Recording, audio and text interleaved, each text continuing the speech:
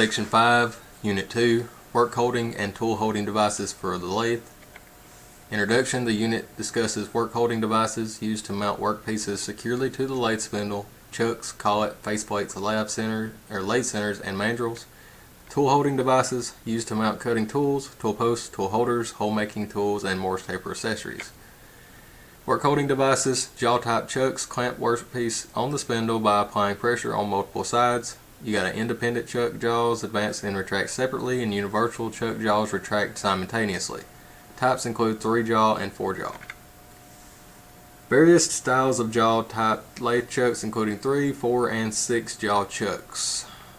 So of course 3 is the top, 6 is the bottom. The grooves on the back of universal chuck jaws mate the scroll. Turning the chuck wrenches rotate the scroll, which moves all the jaws simultaneously. An independent chuck uses individual screw threads to move each jaw separately. That's on the bottom. A chuck being used to grip a workpiece by its inside diameter. So you're actually gripping backwards on that one. A universal 3-jaw chuck. All 3 jaws move in unison when tightened. Round and hexagonal workpieces can properly secure in a 3-jaw chuck.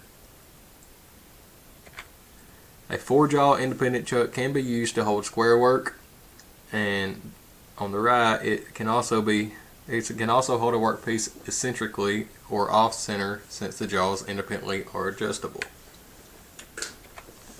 A dial indicator being used to center work in a 4-jaw chuck.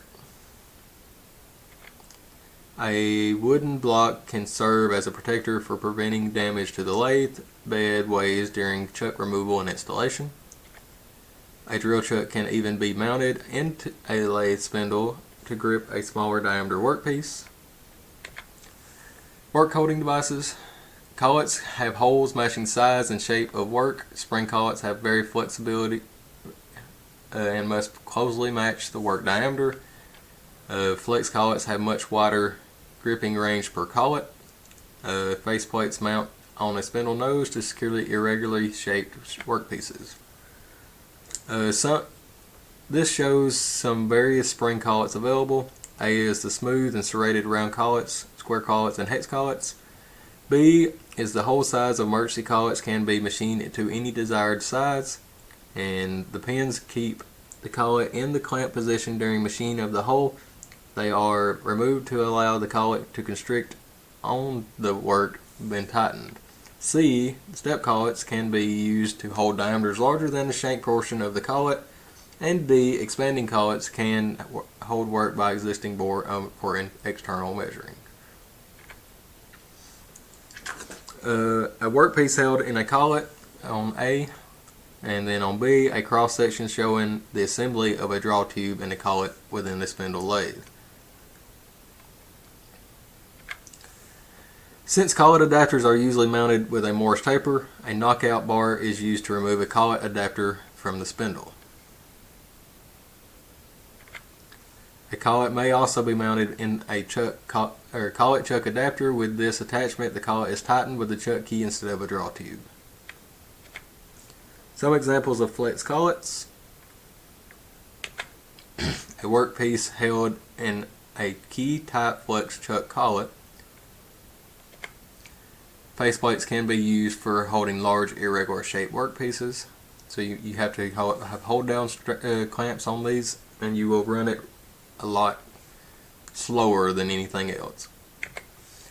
Lathe centers work using small holes drilled in each end, so only external diameters can be worked.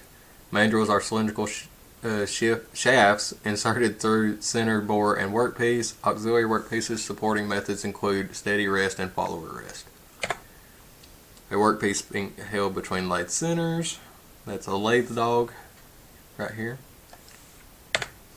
Some examples of live centers that can be mounted in a lathe tailstock.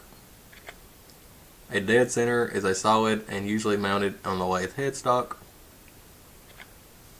When using a dead center in the lathe tailstock, apply grease or anti-seize compound to the center hole to reduce friction between center and a rotating workpiece. A tailstock mounted center can also be used to support long workpieces held in chucks or collets. Checking runout of a headstock center using a test indicator. Approximate alignment of the tailstock can be performed by A. Matching witness lines on the body, or B. Bringing a tailstock mounted center near the headstock center. Adjustments are made by turning the screws located on each side of the tailstock body. Precise alignment of the lathe tailstock can be performed by using a test bar and a dial indicator. Use these carriage to move the indicator between positions A and B. Adjust the tailstock using adjustment screws until the indicator readings are the same on both positions. Center drill depth is important for accurate mounting of work between centers. Hole C is too shallow, hole B is too deep, and hole A shows the proper depth. A bent tail lathe dog fits in a slot of the drive plate. A straight tail lathe dog is driven with a lug on the drive plate. A clamp type lathe dog can be used for holding square workpieces between centers. If a dog does not move freely in the drive plate slot, that is a sign that the workpiece is not properly located on the centers. The taper of the solid mandrel allows it to be processed into existing bore. Then the mandrel can be mounted between centers so the outside diameter of the workpiece can be machined. Always machine so the cutting pressure is toward the large end of the mandrel so that the workpiece does not come loose. An expansion mandrel can be used over a range of hole sizes and works well with parts with non-standard diameter bore sizes. Since the one end of this type of mandrel has a straight diameter, it can be mounted in a chuck or a collet. Custom mandrels can be used to mount single or multiple workpieces for machining outside diameters. A steady rest can provide extra support for long workpieces to prevent them from flexing away from the cutting tool. A follower rest attaches to the carriage and moves with the cutting tool for support when machining long workpieces. Tool holding. Tool holding devices. You got a rocker type tool post adjusted by loosening clamp and rocking holder. A quick change tool post, more convenient and rigid than rocker type. An indexable tool post loaded with multiple tools simultaneously, and hole making tools. Mount in the lathe tailstock with Morse taper attachments. Taper shank tools or drill chucks, straight shank tools. From left to right is a left hand, a straight, and a right hand rocker type tool holders. These are very uncommon nowadays. Rocker type tool holders are available in different styles for holding different types of cutting tools. The parts of a rocker type tool post. So you got the tool post, the ring, the rocker, and the base. A rocker tool holder mounted in the tool post. Adjust the rocker in the tool post to raise or lower the lip of the cutting tool to obtain proper height, and then tighten the clamping screw. Pulling the lever on a quick change tool post locks the holders of the dovetail on the post. Pushing the lever unlocks the holders. This is what is most common today. Some of the different styles of quick change tool holders. Tool height is set by adjusting the nut on the top of the quick change tool holder. An indexable holder can have integrated tool holding slots or accept quick change tool holders. On the left, the lever on the indexable tool post is used to unlock the tool post, and B, on the right, it can then be rotated to the desired position and lock in place for machining. Lathe cutting tools. Main types are turning, facing, right hand, left-handed, and neutral. Form tools, grooving, cut off, hole making. Tool materials include high-speed steel, brazed carbide, and inserted carbide. A high-speed steel tool bit blank, such as the one shown on the left, can be shaped on a pedestal grinder to create cutting tools with the required geometry to perform turning and facing. B. A few samples of the countless shapes of cutting tools that can be made from the high-speed steel blanks. C. Some standard high-speed steel tools for specific operations that can be purchased ready to use. And some examples of brazed carbide tools. So the only carbide piece on it is the tips. So they're just brazed on the high-speed steel.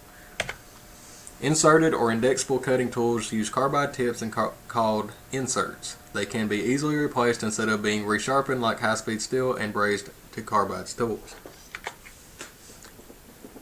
On the top left, you got a right-hand tool that cuts from right to left. Top right, you got a left-hand tool that cuts left to right. And neutral in the bottom, tools can cut in either direction. Examples of right-handed tool, you got your lead angles. A is positive, B is negative, and C is 0. The end cutting edge angle provides clearance so that front cutting tool does not rub across the surface being machined. The side clearance of a lathe cutting tool prevents rubbing so the tool can cut. The back rake or top rake angles. Side rake angles for right hand tool and left hand tool. And then you got tool nose radius is the size of the radius at the tip of the cutting tool.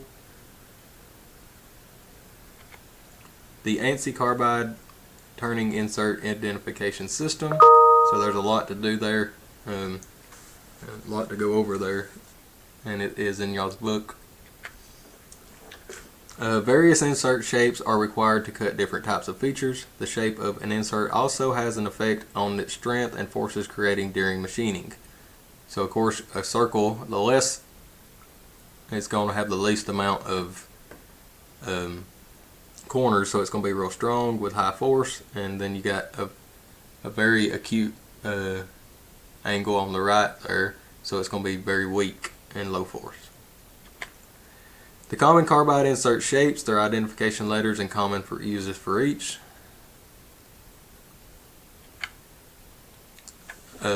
Lathe cutting tools. Negative inserts are very strong, preferred choice for external turning, can withstand heavy and interrupted cutting, and often double-sided. Positive inserts, less cutting force, used for boring external turning and non-rigid parts, and single-sided. Notice how the holder must hold the insert on the incline to give a 0-degree insert clearance.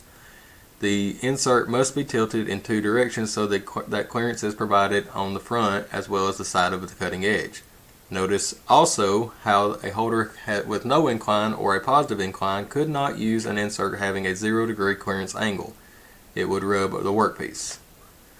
There's a lathe cutting tool with the inscribed circle. The red circles represent two different insert shapes.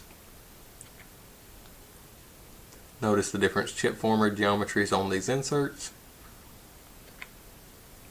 Lathe cutting tools, heat resistant, hardened steel, aluminum alloys, stainless steel, cast iron, and steel. The standardized ISO identifications for the various workpiece material types and are usually referred to when selecting carbide insert grades. And the standardized identification system for external tool holding. Several different types methods for mounting inserts and tool holders for external turning. The standardized identification system for internal turning tool holders. Several different methods for mounting inserts and tool holders for internal turning. A Morse taper shank drill is directly mounted in the lathe stock to remove the drill. Retract the quill of the hand wheel until the drill is released from the tapered bore.